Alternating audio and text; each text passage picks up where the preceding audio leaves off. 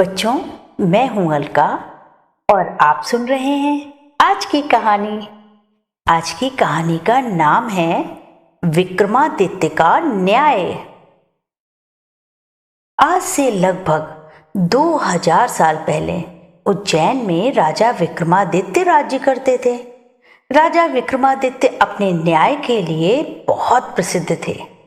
वे अक्सर अपने राज्य में वेश बदलकर घुमा करते थे और प्रजा के सुख दुख को जानने की कोशिश करते थे।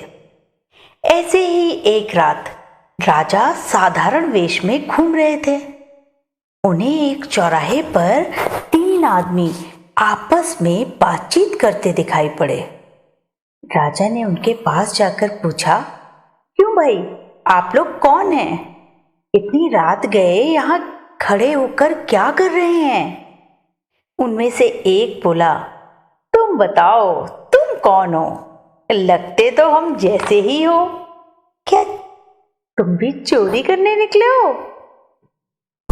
राजा बोला, अच्छा, तो इसका मतलब है कि आप लोग भी चोर हैं। हाँ, हम लोग चोर हैं और दूसरे राज्य से राजा के महल में चोरी करने आए हैं, उन्होंने बताया। राजा ने कहा, फिर तो ठीक है, मैं भी आपके साथ मिलकर चोरी करूंगा। लगता है आप लोग नामी चोर हैं। एक चोर बोला, हम कोई छोटे मोटे चोर नहीं हैं। मैं तो कुत्ते की आवाज सुनते ही पहचान जाता हूं कि वह क्या कह रहा है। दूसरा चोर बोला, मैं एक बार जिसे देख लेता हूं ना, सालों बाद भी उसे पहचान सकता हूं। तीसरे ने कहा, और मैं तो सूंघ कर ही पता लगा सकता हूं कि धन कहां छुपा हुआ है। तुम बताओ कि तुम क्या कर सकते हो? राजा ने कहा, मैं एक इशारा कर दूं तो आदमी फांसी के फंदे से भी छूट सकता है। वाह, यह तो बड़े काम की बात है। यह कहकर चारों राजमहल की ओर चल दिए। रास्ते में एक कुत्ता उन्हें देखकर भौंकने लगा। पहला चोर बोला, यह कुत्ता कह रहा है कि तुम्हारे बीच में कोई राजा है।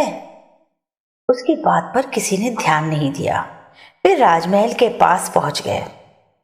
किसी तरह पहरेदारों की आंखें बचाकर चारों महल के भीतर घुस गए। एक चोर ने इधर उधर सूंघना शुरू किया। एक कोने को सूंघकर उसने कहा, खजाना यहां गड़ा हुआ है। चारों ने मिलकर जमीन खोदी। सचमुच वहां से खजाना निकला। चारों ने झटपट सारा खजाना गठरी में बांध लिया और चुपचाप महल से बाहर आ गए। फिर एक सुनसान जगह पर बैठकर उन्होंने खजाने के 4 हिस्से किए। एक हिस्सा राजा को भी दे दिया और बोले, सवेरा होने वाला है, अब हम चलते हैं। आज तो अच्छा माल हाथ लगा है।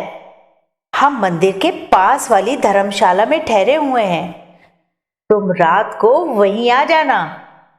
अगली सुबह महल में शोर मच गया। पहरेदारों के होते हुए भी महल में चोरी करना कोई हंसी खेल नहीं था। महल के सिपाही चोरों को पकड़ने के लिए दौड़ धूप करने लगे। तभी राजा ने अपने सिपाहियों को आज्ञा दी कि मंदिर के पास वाली धर्मशाला में ठहरे हुए 3 आदमियों को राजसभा में हाजिर किया जाए। सिपाही उन तीनों चोरों को पकड़कर ले आए। राजसभा में सिंहासन पर बैठे राजा को देखते ही एक चोर बोला, यही व्यक्ति तो कल हमारे साथ था। कुत्ता ठीक ही कह रहा था, राजा ही हमारे साथ था। मैंने पहचान लिया है। तीनों चोर राजा के सामने हाथ जोड़कर खड़े हो गए। राजा ने कहा, कहो, क्या कहना चाहते हो? तीनों बोले, महाराज, आपने हमारे गुण तो देख ही लिए हैं, अब आपकी बारी है। अब आप अपना गुण दिखाकर हमें फांसी से बचाइए। राजा के चेहरे पर मुस्कुराहट आ गई। वह मुस्कुराते हुए बोले, सिपाहियों, इन्हें मुक्त कर दो। फिर उन्होंने चोरों से कहा, तुम लोग सचमुच गुणवान हो। हम चाहते हैं कि तुम चोरी का धंधा छोड़कर अपने गुणों का प्रयोग राज्य की भलाई के लिए करो। तुम्हें आज से नौकरी पर लगाया जाता है ताकि तुम ईमानदारी का जीवन बिता सको। तीनों चोर राजा के पैरों पर गिर पड़े।